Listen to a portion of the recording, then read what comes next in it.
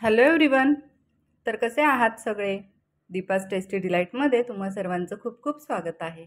तर मी आज भेंडीची आमटी बनवणार आहे. तर ही आहे गावठी भेंडी. तर ती आत्ता श्रावणामध्ये बऱ्यापैकी अ, गावठी भेंडी जास्त करून मार्केटमध्ये येते. तर त्याचीच ही अगदी मोठी मोठी जी झालेली भेंडी असते, तर त्यामध्ये हे भेंडीचे दाणे असतात. तर त्यापासून ही भेंडीची आमटी बनवली जाते. तर आपण नेहमी जी मार्केटमधून भेंडी आणतो, अगदी छोटी-छोटी असते वगैरे, तर त्या भेंडीची नाही होत हे. ही गावठी भेंडी असते. तर तीच अशी अगदी मोठी होते. पण ती कोवळी पण असते. जी आपण चिरून भेंडीची भाजी बनवतो ना, त्यासाठी म्हणून जी भेंडी असते, ती अगदी कोवळी असते. पण ही त्याच भेंड्या अगदी म्हणजे परिपक्व झालेल्या असतात. तर त्या भेंड्यांची हे दाणे आहेत. तर मी आता अशा प्रकारे त्या सर्व भेंड्या सोलून त्याचे दाणे काढून घेणार आहे. तर मी ही पाव किलो भेंडी आणली होती. त्यामधून हे एवढे दाणे आपल्याला निघालेले आहेत. तर 4 माणसांची भाजी होईल, 4 लोकांना पुरेल इतपत. एवढी भाजी या एवढ्या दाण्यांमध्ये होऊ शकते. तर आता ते प्रथम तर आपल्याला ते दाणे छान असे खरपूस भाजून घ्यायचे आहेत.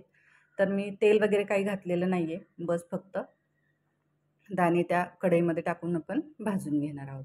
तर आता ते भाजून झालेले आहेत आणि ते मी आता असे ओबड-धोबड वाटून घेणार आहे खलबत्त्यामध्ये. तर फार काय आपल्याला ते अगदी बारीक करायचे नाही आहेत. बस फक्त त्यांना अगदी नॉर्मल क्रश केल्यासारखं करायचं आहे. त्यानंतर त्याच कढईमध्ये मी 2 चमचे तेल घातले. तेल गरम झालं की त्यामध्ये घालणार आहोत मोहरी आणि जिरं. मोहरी जिरं छान तडतडलं की ही जी आहे ती लसूण, खोबरं आणि कोथिंबीर याची बनवलेली, म्हणजे कुटलेलं आहे ते मी लसूण, कोथिंबीर आणि खोबरं ते वाटून घेतलेलं आहे. त्यानंतर हा एक मीडियम साईजचा कांदा, तोही बारीक चिरलेला आहे, तोही आपण परतवून घेणार आहोत. त्यानंतर एक मीडियम साईजचा टोमॅटो बारीक चिरून घेतला आहे.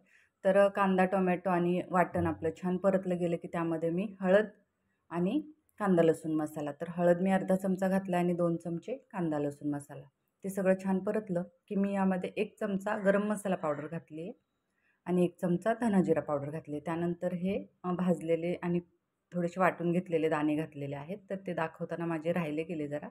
त्यानंतर त्यामध्ये चवीनुसार मीठ आणि थोडीशी कोथिंबीर घातली आहे आणि ते छान असं आपल्याला परतवून घ्यायचं आहे.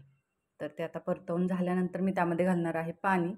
तर आता तुम्हाला त्याची म्हणजे आमटी किती पातळ किंवा घट्टसर बनवायची आहे त्या प्रमाणात तुम्ही पाणी घालू शकता. तर मी 1.5 ग्लास यामध्ये पाणी घातलेलं आहे आणि आता ते आपल्याला छान असं उकळवून ती भाजी शिजवून घ्यायची आहे. तर साधारणतः 5 ते 7 मिनटं मी ही छान अशी आमटी उकळवून घेतली आहे. तर बघू शकता आत्ताच तिला छान घट्टसरपणा आलेला आहे, आपण त्यामध्ये वाटण वगैरे घातले त्यामुळं. तर आता शेवटी ती आमटी शिजत आली की नंतर आपण त्यामध्ये घालणार आहोत शेंगदाण्याचं कूट.